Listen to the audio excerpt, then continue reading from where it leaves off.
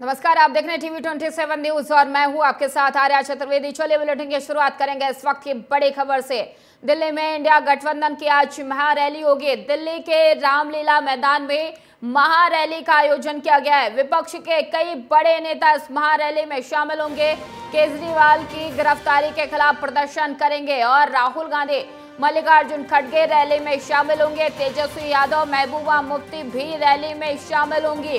साथ ही उद्धव ठाकरे, आदित्य ठाकरे महारैली में शामिल होंगे। तो आज दिल्ली में इंडिया गठबंधन की महारैली है। तमाम विपक्ष के दिग्गज नेता इस महारैली में शामिल होंगे और आज केजरीवाल की गिरफ्तारी के खिलाफ महागठबंधन के तमाम नेता प्रदर्शन करेंगे और इसमें राहुल गांधी, मल्लिकार्जुन खड़गे, तेजस्वी यादव, अखिलेश यादव, उद्धव ठाकरे, आदित्य ठाकरे सहित तमाम बड़े दिग्गज नेता आज इस महारैली में शामिल होंगे। दिल्ली के रामलीला मैदान में इस महारैली का आयोजन किया गया है, जहां पर विपक्ष के तमाम दिग्गज नेता इसमें शामिल होंगे और आज विपक्ष की तरफ से शक्ति प्रदर्शन किया जाएगा। तो आपको बता दें कि दिल्ली के रामलीला मैदान में विपक्ष के तरफ से इंडिया गठबंधन के तमाम वो दल आज इस महारैली में शामिल होंगे, अपना शक्ति प्रदर्शन करेंगे और अरविंद केजरीवाल की गिरफ्तारी के खिलाफ प्रदर्शन किया जाएगा। तो आज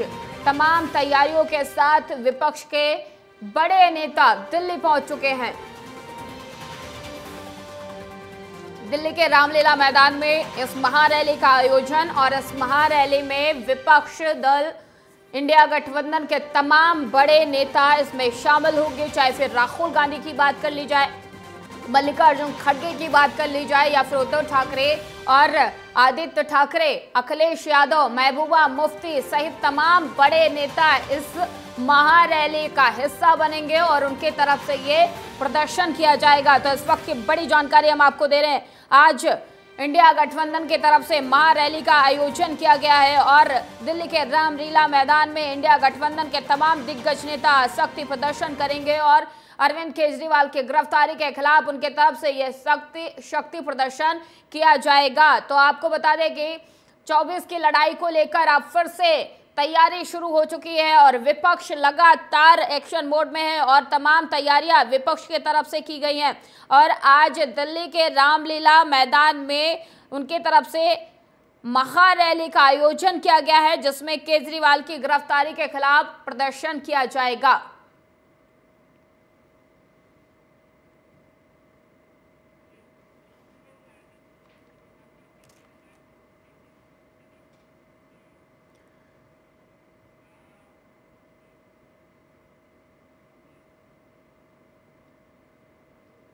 और इस खबर पर अधिक जानकारी के लिए हमारी संवाददाता खुशबू दिल्ली से लाइव हमारे साथ जुड़ चुकी है। खुशबू, आज इंडिया गठबंधन की तरफ से शक्ति प्रदर्शन किया जाएगा, क्या असर इसका पड़ेगा चुनाव पर और अरविंद केजरीवाल की गिरफ्तारी के खिलाफ जो ये प्रदर्शन किया जाएगा? खुशबू। जी बिल्कुल आलिया, एक तो आम चुनाव बिल्कुल सर पे हैं और ऐसे में आज जो इतनी बड़ी महारैली हो रही है, इसका साफ तौर पे अगर यहाँ पे लोग आते हैं, लोगों का समर्थन मिलता है, तो इसको साफ तौर से जोड़ के देखा जाएगा आम चुनाव से कि इस बार जो आम चुनाव में लोगों का समर्थन है केजरीवाल और इंडिया गठबंधन के साथ। हालांकि एक तरफ केजरीवाल जी जेल में बंद हैं, उनकी पत्नी आज सुनीता केजरीवाल जी उनके बिहाफ पे आज इस रैली में शामिल हो रही हैं और इसी के साथ ही साथ जो हेमंत सोरेन की जो पत्नी है कल्पना सोरेन, वो भी आ जा रही हैं। तो ये दोनों एक मेन वो है नाम है कि क्योंकि इन दोनों हेमंत सोरेन जहां एक तरफ ईडी के गिरफ्त में हैं, वहीं दूसरी तरफ केजरीवाल जी भी गिरफ्त में हैं। अब ऐसे में दोनों के बिहाफ पे इन दोनों की पत्नियां भी शामिल हो रही हैं। अब देखना है कि लोगों का जो एक इमोशनल एंगल ढूंढा जा रहा है वो कितना इनको मिलता है और इन लोगों को कितना आम लोगों का जन सहयोग मिलता है। बिल्कुल खुशबू, लेकिन जिस हिसाब से केजरीवाल की गिरफ्तारी हुई उसके बाद से तमाम कार्यकर्ता प्रदर्शन कर रहे थे आम आदमी पार्टी के, लेकिन विपक्ष की बात की जाए, इंडिया गठबंधन की बात की जाए, आज तमाम दिग्गज नेता इकट्ठा हो रहे हैं और ये शक्ति प्रदर्शन कर रहे हैं। क्या संदेश देने की कोशिश की जा रही है कि जो महागठबंधन है, जो गठबंधन है वो एकजुट है और इससे क्या संदेश देने की कोशिश की जाएगी? खुशबू। देखिए, इसका संदेश बिल्कुल साफ है। विपक्ष लगातार चिल्ला रहा है कि ये लोकतंत्र बचाओ रैली है, ये हम लोकतंत्र को बचाने के लिए, विधानसभा को बचाने के लिए ये रैली कर रहे हैं और एक साथ एकजुट हैं। और इसी के साथ ही साथ वो विपक्ष अपनी सरकार को ताकत भी दिखाना चाह रहा है कि उन पे कितना आपस में जो बार बार लगातार विवाद चल रहा है कि विपक्ष में फूट है और गठबंधन के अंदर बहुत सारी खामियां हैं, ये तो इन सारी चीज़ों को भी एक तरीके से कहीं ना कहीं छुपाने का या एक अपना शक्ति प्रदर्शन करके दिखाने की कोशिश की जाएगी कि इस बार इस रैली के माध्यम से बहुत से बड़े बड़े नेता और शामिल हो रहे हैं। तो इस रैली के माध्यम से ये दिखाया जाएगा कि विपक्ष एकजुट है, उसमें कोई टूट और फूट नहीं है और लोगों का उनको जनसहयोग मिल रहा है। बिल्कुल खुशबू, लेकिन अगर बात आम आदमी पार्टी और कांग्रेस की जाए तो कांग्रेस का एक वीडियो कुछ दिन पहले वायरल हुआ था जिसमें मांग की जा रही थी कि अरविंद केजरीवाल की गिरफ्तारी की जाए और अब गिरफ्तारी हो गई है तो उनके समर्थन में खुद कांग्रेस उतरी है। क्या वो जो गीले शिकवे थे वो खत्म हो गए हैं, वो दूर हो गए हैं, और या फिर ये सिर्फ एक चुनाव को देखते हुए ये संवेदना व्यक्त की जा रही है और वोट बैंक की राजनीति के हिसाब से इसे देखा जाए? खुशबू जी, अभी जो विपक्ष में हम देख रहे हैं एकजुटता, उसको देखते हुए तो यही कहा जा सकता है कि जो गिले शिकवे थे वो दूर किए जा चुके हैं। और आम आदमी पार्टी लगातार ये कह रही है कि ये जो रैली है वो अरविंद केजरीवाल जी के समर्थन में हो रही है। ये जो महागठबंधन की आज इतनी बड़ी रैली होने वाली है वो अरविंद केजरीवाल जी की गिरफ्तारी के खिलाफ की जा रही है। तो अब कांग्रेस का ये कहना है कि ये तो हमारा एक मुद्दा है ही, इसके अलावा भी हमारे और भी कई से मुद्दे हैं, जैसे बेरोजगारी, किसान और आर्थिक जो तंगी चल रही है देश की, उन सारे मुद्दों को जोड़ते हुए कांग्रेस ये महागठबंधन को की जो रैली है उसको कर रही है। जी बिल्कुल खुशबू, लेकिन जिस हिसाब से बात की जाए कि अरविंद केजरीवाल की गिरफ्तारी हो चुकी है और उसके बाद उनकी पत्नी आगे बढ़कर सामने आ रही है, क्या लगता है कि अगर बाई चांस कुछ भी होता है, क्योंकि दूसरी पीआईएल भी दाखिल कर दी गई है उनकी सीएम पद से इस्तीफा देने को लेकर, अगर केजरीवाल को इस्तीफा देना पड़ सकता है तो क्या सुनीता केजरीवाल, अरविंद केजरीवाल की पत्नी, अगली सीएम बन सकती हैं और जो दिल्ली की गद्दी है उनके हाथ में आ सकती है, कमान उनके हाथ में आ सकती है? ऐसी कोई खबर? खुशबू जी, अभी इस पे साफ तौर पे तो कुछ नहीं कहा जा सकता, लेकिन हालांकि कयास ये लगाए जा रहे हैं, इसकी संभावना बहुत ज़्यादा है कि अगर अरविंद केजरीवाल जी इस्तीफा देते हैं तो उनकी पत्नी सुनीता केजरीवाल जी के हाथ में कमान जा सकती है, क्योंकि पार्टी में अभी अरविंद केजरीवाल जी की गैर मौजूदगी में उन्होंने पूरी तरीके से अरविंद केजरीवाल जी के समर्थन को लेते हुए लगातार वो जेल में जाती रहती हैं, उनसे मिलती हैं, बातचीत करती हैं और उनके बिहाफ पे सरकार चला भी रही हैं। तो एक बहुत बड़ी दावेदार हैं वो अभी मुख्यमंत्री पद के लिए। बिल्कुल खुशबू, बने रही हमारे साथ, आगे भी आपका रुख करेंगे। और इस वक्त एक और बड़ी खबर, यूपी दौरे पर रहेंगे प्रधानमंत्री नरेंद्र मोदी, चुनावी अभियान की शुरुआत करेंगे प्रधानमंत्री नरेंद्र मोदी। मेरठ में आज रैली को प्रधानमंत्री नरेंद्र मोदी संबोधित करेंगे और इस दौरान आरएलडी प्रमुख जयंत चौधरी भी प्रधानमंत्री नरेंद्र मोदी के साथ मौजूद रहेंगे। पीएम की रैली में सीएम योगी आदित्यनाथ भी शामिल होंगे।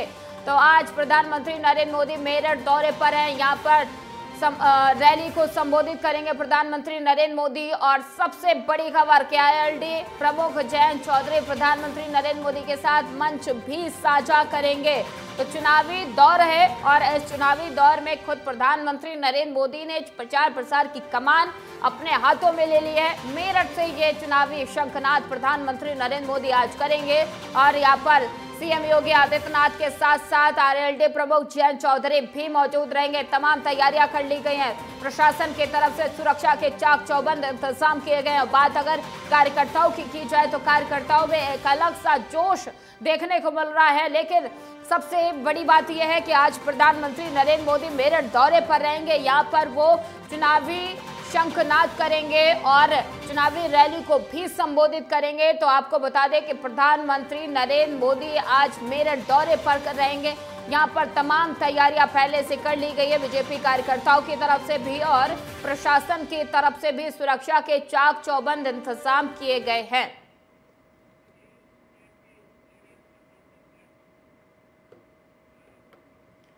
और इस खबर पर अधिक जानकारी के लिए हमारे संवाददाता सलीम हमारे साथ मेरठ से जुड़ चुके हैं। सलीम, आज प्रधानमंत्री नरेंद्र मोदी चुनावी शंखनाद करेंगे मेरठ से, लेकिन सवाल ये है कि जाट वोट बैंक को साधने की कोशिश मेरठ से की जा रही है क्या? सलीम जी बिल्कुल आर्य, मैं बता दूं जिस तरीके से आज प्रधानमंत्री नरेंद्र मोदी आज मेरठ में जनसभा को संबोधित करेंगे, 3:30 बजे वहां पहुंच जाएंगे। और जाट की अगर बात की जाए तो बीजेपी ने कोई कसर नहीं छोड़ी है जाटों को साधने के लिए, क्योंकि पश्चिम उत्तर प्रदेश पूरी किसान बेल्ट है, जाटों का लैंड कहा जाता है, इसको ग्रीन लैंड भी कहा जाता है। तो साफ्टों से आज ये देखा जा सकता है कि जिस तरीके से आरएलडी से इसका गठबंधन हुआ है भाजपा का, तो ये बहुत बड़ी बात है। और जयंत चौधरी ने साफ्टों से कहा कि हम हर तरीके से हर कदम पर बीजेपी के साथ है। नरेंद्र मोदी को किस तरीके से कोई उदासी नहीं देखनी पड़ेगी। और पश्चिम उत्तर प्रदेश नहीं, उत्तर प्रदेश में जितने भी हमारे कार्यकर्ता है, पर जो पदाधिकारी है पार्टी के, वो साफ तौर से बीजेपी के साथ लग चुके हैं। और जो आज मंच को साझा करने वाले हैं नरेंद्र मोदी के साथ में, जो जयंत चौधरी आरएलडी का अध्यक्ष है, और देखा जा रहा है कि जिस तरीके से पिछले 3 दिन से बीजेपी और प्लस आरएलडी के पदाधिकारियों ने यहाँ पर डेरा डाला हुआ, साफ तौर दिखा जा रहा है कि बीजेपी और जो जाट है वो इस महासभा में देखने को मिलेंगे। 25,000 से ज्यादा तादाद के लोग यहाँ पर आने वाले हैं। कार्यकर्ताओं काफी उत्साह और यहाँ पर जोश दिखाई दे रहा है। और देखने जा रहा है जिसे भूपेंद्र चौधरी ने यहाँ पर एक जाटों के लिए प्रक्रिया बनाई थी, उस साफ तौर से वो समीकरण बनकर आ रहा है। और पश्चिम उत्तर प्रदेश में कहीं ना कहीं ये देखने को मिलेगा। और 2024 में चुनाव में, लोकसभा चुनाव में कहीं नरेंद्र मोदी जिसके यहाँ संवाद करने वाले हैं, वो चुनावी रैली को आगाज कर रहे हैं, पहली रैली यहाँ है। तो कहीं ना कहीं जाटों को साधने जो ऊपर यहाँ पर समीकरण बनाया था भूपेंद्र चौधरी ने, वो साफ तौर से दिखाई दे रहा है। और देखा जा रहा है कि यहाँ पर इसमें बीजेपी कार्यकर्ताओं के साथ साथ में जो आरएलडी के कार्यकर्ता है, उन्हें भारी उत्साह देखने को मिल रहा है। और कहीं ना कहीं ये लोकसभा चुनाव कहीं ना कहीं भाजपा का कमल खिलाएगा। आरएलडी का गठबंधन जो भाजपा से हुआ, कहीं ना कहीं बहुत बड़ी कामयाबी इनको हासिल होने वाली है। बिल्कुल सलीम, लेकिन जिस हिसाब से आज मेरठ दौरे पर है प्रधानमंत्री नरेंद्र मोदी और यहाँ पर मंच भी साझा करेंगे जयंत चौधरी के साथ, क्या लगता है कि एक तीर से 2 निशाने वाली बात होने वाली है यहाँ पर? और प्रधानमंत्री नरेंद्र मोदी के साथ साथ जयंत चौधरी अगर रहेंगे तो जाटों का जो वोट है वो सीधे तौर पर बीजेपी में आएगा, तो एक तीर से 2 निशाने वाली बात होती हुई दिखाई दे रही है।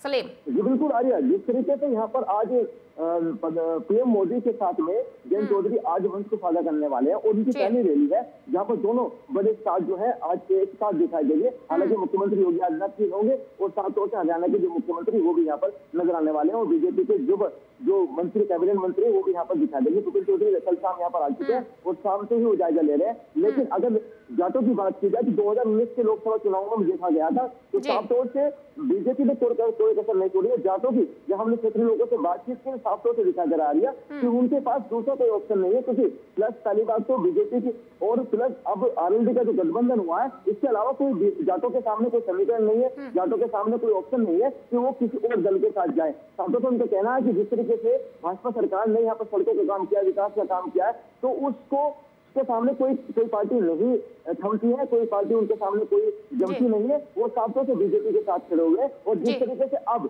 दो समीकरण बनकर आ रहे हैं कि ये अब आरएलडी से जो गठबंधन हुआ, ये सोने पे सुहागे वाली बात है आर्या। और साफ तौर से यहाँ पर जाट है वो भाजपा के साथ जाता हुआ नजर आ रहा है। जी बिल्कुल, बहुत बहुत धन्यवाद सलीम तमाम सारी जानकारी देने के लिए।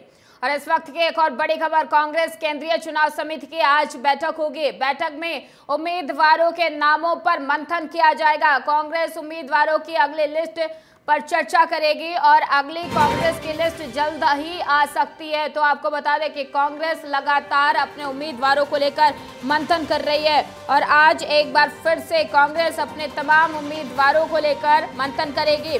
लोकसभा चुनाव में उम्मीदवारों के चयन पर आज कांग्रेस की केंद्रीय चुनाव समिति की अहम बैठक होने वाली है। जानकारी के मुताबिक आज शाम 5 बजे ये बैठक की जाएगी और इस बैठक में ओडिशा, बिहार, पश्चिम बंगाल और दिल्ली की लोकसभा सीटों को लेकर उम्मीदवारों के चयन को लेकर मंथन किया जाएगा और इसके अलावा कुछ और सीटों पर भी चर्चा हो सकती है। बड़ी बात यह है कि कांग्रेस ने अब तक लोकसभा उम्मीदवारों की 9 सूची जारी कर दी है, जिसमें लगभग 210 से ज्यादा लोकसभा उम्मीदवारों का ऐलान किया जा चुका है। और एक तरफ चुनाव की तारीखों का ऐलान, दूसरी तरफ कांग्रेस की तमाम तैयारियां और कांग्रेस लगातार अपने उम्मीदवारों को लेकर मंथन कर रही है, चर्चा कर रही है। और इसी कड़ी में आज फिर से कांग्रेस केंद्रीय चुनाव समिति की बैठक होगी। इस बैठक में ओडिशा, बिहार, दिल्ली सहित तमाम राज्यों के उम्मीदवारों को लेकर मंथन किया जाएगा।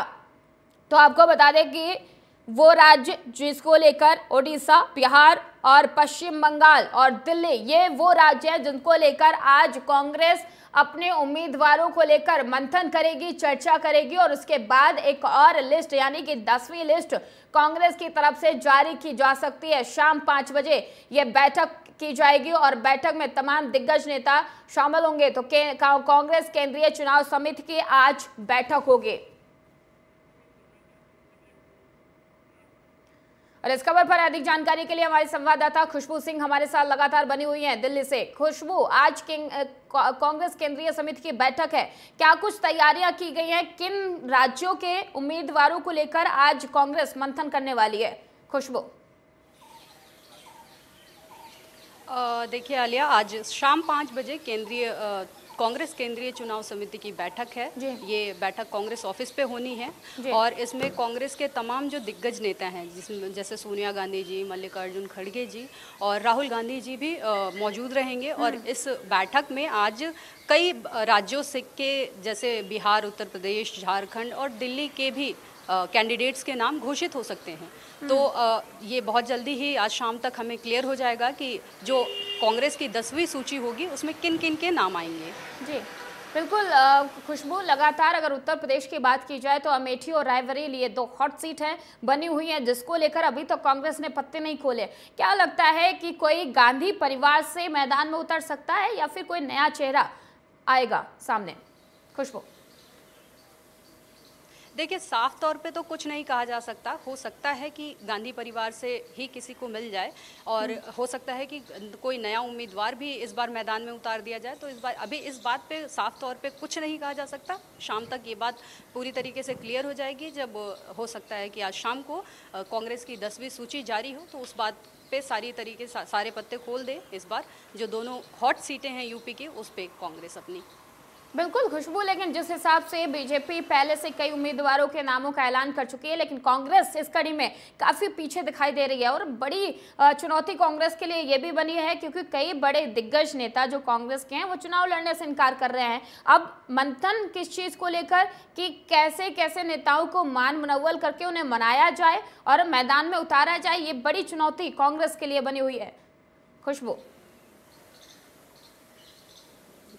जी बिल्कुल आलिया, ये एक बहुत बड़ी चुनौती है। इसका सबसे हालिया मामला पप्पू यादव का उठा लीजिए। वो अभी कांग्रेस से पुनिया से टिकट के लिए उन्होंने अपनी पार्टी का कांग्रेस में विलय किया, लेकिन उनको पुनिया से टिकट नहीं मिला, जिसको लेके उन्होंने काफ़ी नाराज़गी जताई और खुद की अगर उनको टिकट नहीं मिलता है पुनिया से किसी बीमा भारती को टिकट दे दिया गया और इसके विरोध में लगातार पप्पू यादव ने देखने वाली बात होगी कि कौन कौन उम्मीदवारों का ऐलान आज कांग्रेस कर सकती है। बहुत बहुत धन्यवाद खुशबू तमाम सारी जानकारी देने के लिए।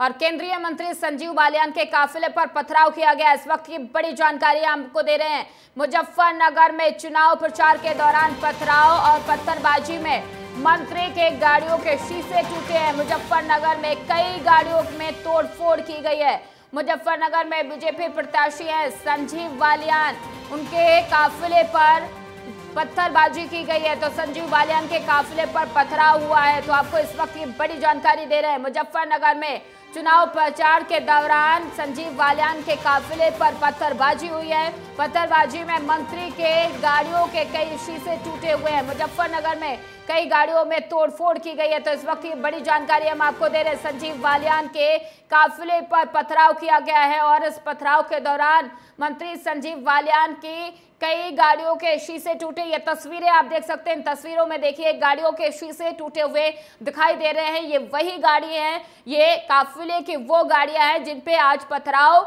मुजफ्फरनगर में किया गया है। चुनाव प्रचार के दौरान संजीव बालियान जो मंत्री हैं, उनके गाड़ी पर, उनके काफिले पर पथराव किया गया है। आज शाम समय करीब 8:30 बजे थाना क्षेत्र खतौली के गांव मडकरीमपुर से पथराव की सूचना प्राप्त हुई, जिस पर तुरंत थाना प्रभारी खतौली, मैं फोर्स के पहुंचे और इसके बाद क्षेत्राधिकारी खतौली और मैं एसपी सिटी मौके पर पहुंचे। यहां गांव में पहुंचकर जानकारी की गई तो ये पता चला है कि आज शाम को गांव में भारतीय जनता पार्टी के प्रत्याशी द्वारा एक जनसभा की जा रही थी। इस जनसभा के दौरान कुछ असामाजिक तत्वों द्वारा पहले नारेबाजी की गई और फिर उसके बाद में जो बाहर गाड़ियों का काफिला खड़ा था उस गाड़ियों पर पथराव किया गया। उनमें से कुछ गाड़ियों के शीशे टूटे हैं और इस खबर पर अधिक जानकारी के लिए हमारे संवाददाता कुलदीप वर्मा हमारे साथ जुड़ चुके हैं। कुलदीप, संजीव बालियान के काफिले पर पथराव किया गया है, क्या अभी तक ये साफ हो पाया है कि किन लोगों ने पथराव किया है और पथराव करने के पीछे की वजह क्या कुछ सामने निकल कर आई है? कुलदीप देखिए आर्य चतुर्वेदी, मैं आपको बताना चाहूंगा यह सारा मामला जनपद मुजफ्फरनगर की जो खतौली विधानसभा है उसमें गांव पड़ता है मडकरीमपुर। सारा मामला वहां का है, जहां पर देर रात्रि के समय जो केंद्रीय मंत्री डॉक्टर संजीव बालियान और भारतीय जनता पार्टी के प्रत्याशी भी है, इस बार पार्टी द्वारा उन पर भरोसा जताते हुए तीसरी बार उन्हें मैदान में उतारा है।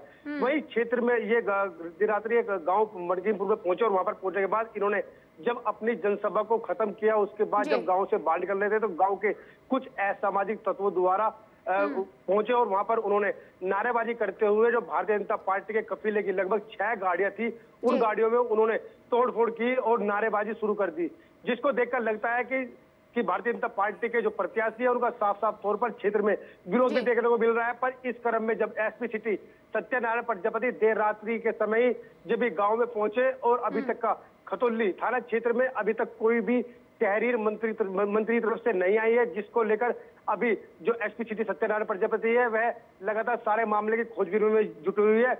अब देखना यह होगा कि क्या मंत्री की तरफ से कोई तहरीर आती है या मुकदमा होता है या मामले को वैसे ही डिस्पोज किया जाता है, क्योंकि चुनाव भी नजदीक है और प्रथम चरण में भी चुनाव होने और आज जो मेरठ में जो देश के प्रधानमंत्री नरेंद्र मोदी है वह पहुंचेंगे और एक जनसभा को संबोधित करेंगे। जी बिल्कुल कुलदीप, लेकिन सवाल ये खड़ा हो रहा है क्या उन लोगों की पहचान हो पाई है जिन लोगों ने पथराव किया? उनका कोई वीडियो कोई फुटेज सामने आया है कि आखिरकार वो लोग कौन है? क्या पुलिस के हत्थे अभी तक चढ़े हैं या पुलिस आगे कोई कार्रवाई कर रही है इसको लेकर? कुलदीप मैं आपको बताना चाहूंगा, जो असामाजिक तत्व है गाँव में सभी उत्तर प्रदेश के जो डीजी मुख्यालय थे सभी ग्राम प्रधानों को आदेश पहले आ चुके थे कि वे अपने गांव में सीसीटीवी कैमरे लगवाए। वही उसी के आधार पर जो एसपी सिटी सत्यनारायण प्रजापति देर रात्रि गांव मडकरीमपुर में पहुंचे और वहां पर पहुंचने के बाद उन्होंने जो गांव में सीसीटीवी फुटेज लगी हुई है उन लगातार सीसीटीवी कैमरों को भी खंगाला जा रहा है। उसके साथ साथ कुछ जो गाँव के असामाजिक तत्व है वे पहले भी चर्चाओं में आ चुके हैं, जिसको लेकर अब पुलिस ने उनकी धरपकड़ जारी कर रखी है और उनको जल्द भी गिरफ्तार भी कर लिया जाएगा। यही जो एसपी सिटी सत्यनारायण प्रजापति है उन्होंने जानकारी देते हुए बताया है। जी बिल्कुल कुलदीप, लेकिन जिस हिसाब से चुनाव प्रचार के दौरान ये हमला होता है, पथराव होता है, इसके पीछे की वजह क्या मानी जाए? क्या जनता में नाराजगी है या फिर कोई और साजिश या कोई और वजह है जो ये पथराव और पत्थरबाजी की गई है?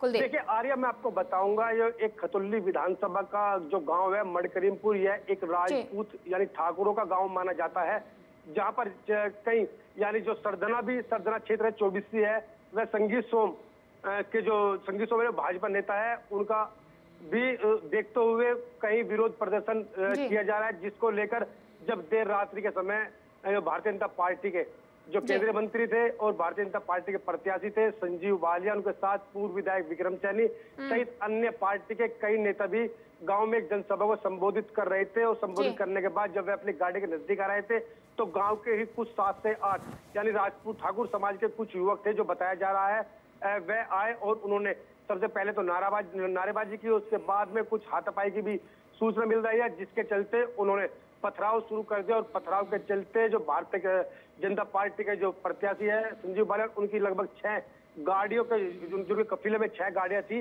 बिल्कुल कुलदीप, अब ये देखने वाली बात होगी कि जांच के बाद तस्वीरें क्या कुछ सामने आती है, आखिरकार कौन वो लोग थे जिन्होंने पथराव किया। बहुत बहुत धन्यवाद कुलदीप तमाम सारी जानकारी देने के लिए।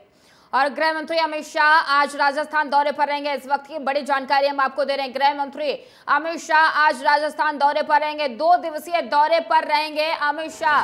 कोर कमेटी की बैठक में अमित शाह शामिल होंगे। 7 लोकसभा सीटों की कोर कमेटी की बैठक होगी और इस कोर कमेटी की बैठक में गृह मंत्री अमित शाह शामिल होंगे। राजस्थान के सीकर में रोड शो भी अमित शाह करेंगे। तो इस वक्त की बड़ी जानकारी हम आपको दे रहे हैं। गृह मंत्री अमित शाह राजस्थान दौरे पर रहेंगे। 2 दिवसीय दौरे को लेकर तमाम तैयारियां की गई हैं और कोर कमेटी की बैठक है, इसमें शामिल होंगे गृह मंत्री अमित शाह और उसके साथ ही उनके तरफ से सीकर में रोड शो भी किया जाएगा। रोड शो में गृह मंत्री अमित शाह शामिल होंगे।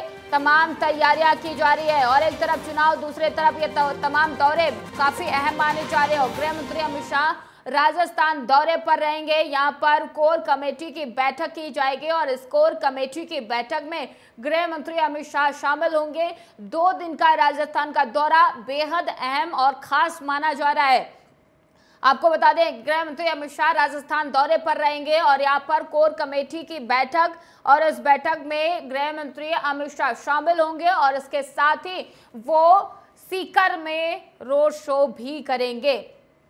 तो इस वक्त की बड़ी जानकारी हम आपको दे रहे हैं। आपको बता दें कि गृह मंत्री अमित शाह राजस्थान दौरे पर रहेंगे। ये 2 दिवसीय दौरा काफी अहम माना जा रहा है। चुनाव से पहले तैयारियों का ऐलान और लगातार बीजेपी के कद्दावर नेता धरातल पर जाकर रोड शो कर रहे हैं, रैलियां कर रहे हैं, और इसी कड़ी में गृह मंत्री अमित शाह राजस्थान दौरे पर रहेंगे। राजस्थान के दौरे 2 दिवसीय ये दौरा है। मुंबई से सटे ठाणे में लगी भीषण आग, इस वक्त की बड़ी जानकारी हम आपको दे रहे हैं। मुंबई से सटे ठाणे में भीषण आग लग गई है। कबाड़ के गोदाम में आग लगने से अफरा तफरी मच गई है और ठाणे में के भिवंडी में कबाड़ का गोदाम है और इस गोदाम में भीषण आग लगी है। देखते ही देखते आग ने विकराल रूप ले लिया है। आग को काबू पाने के लिए फायर ब्रिगेड की कई गाड़ियां मौके पर पहुंच चुकी हैं। तो महाराष्ट्र के भिवंडी इलाके में एक स्क्रैप गोदाम में भीषण आग लग गई है। आग लगने के बाद मौके पर दमकल की 2 गाड़ियां मौजूद हैं और अभी तक किसी के हताहत होने की कोई खबर सामने नहीं आई है। इस पर भिवंडी के फायर ऑफिसर शैलेश शिंदे का कहना है कि रात 11:30 बजे आग की सूचना उन्हें मिली थी और वो तुरंत मौके पर पहुंचे। आग बुझाने की कोशिश लगातार की जा रही है। फिलहाल किसी के हताहत होने की कोई खबर सामने नहीं आई है। रात को 11:30 पौने 12 बजे हमको कॉल आया कि कोड़ी ग्राम पंचायत की हद में अंगार लगे है। जैसे कॉल आया वैसे हम लोग घटनास्थल पर आ चुके हैं। भिवंडी अग्निशमन दल की एक फायर इंजन यहाँ पे घटनास्थल में आ चुकी है। हम लोगों ने पूरा प्रयास किया। थोड़ा पानी का सोर्स का प्रॉब्लम है, पानी कम मिल रहा है हमारे यहाँ पे। तो जैसा हम लोग 2-3 घंटे में कंट्रोल करने में हम लोग ट्राई कर रहे हैं। कम से कम 15-20 गोडाउन रहेंगे। पुट्टा, प्लास्टिक का पुट्टा, लकड़ी सामान सब वैसा है अंदर के। तो आग लगने की कुछ वजह पता नहीं, वो तो कुछ अभी तक तो कुछ मालूम नहीं पड़ा है और शायद इंजरी भी कोई नहीं है। और फिलहाल बुलेटिन में इतना ही। देश और दुनिया की तमाम खबरों के लिए देखते रहिए TV 27 न्यूज़।